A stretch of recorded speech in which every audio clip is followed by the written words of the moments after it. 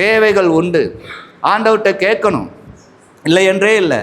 ஆண்டவரே, உமக்கு சித்தமானால் இந்த மாதிரியான வேலையை நீர் எனக்கு தாரும்.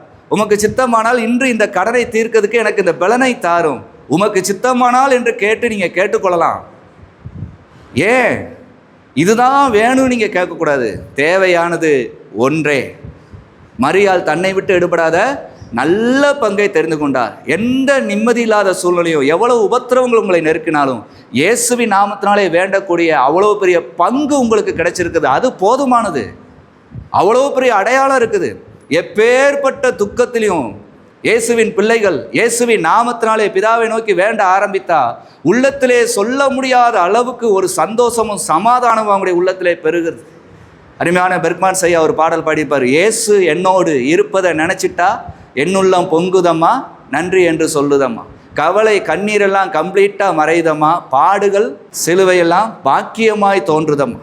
உறவு பாசமெல்லாம் குப்பையாய் தோன்றுதம்மா என்று படித்திருப்பார். அவ்வளவு தூரம் இயேசு உள்ளத்தில் வந்து விட்டார்னா அவ்வளோ ஒரு இன்பம் இருக்கும், அவ்வளோ ஒரு சந்தோஷம் இருக்கும். அப்படி இயேசு உள்ளத்தில் வரப்பட்டவர்கள், உள்ளத்தில் இயேசு என் உள்ளத்தில் இருக்கிறார் அப்படின்னு சொல்லுகிறவங்களுடைய நடைகள் இந்த அப்போஸ்தலர் சீசர்களுடைய நடைகள் மாதிரி இருக்கும். இந்த அப்போஸ்தலர்களும் அன்று இந்த விசுவாசிகளுடைய நடைகள் மாதிரி.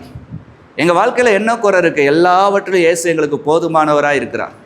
எங்களுடைய தேவைகளை அவர் சந்திப்பார் அப்படிங்கிற ஒரு நிச்சயம் இருக்கும்.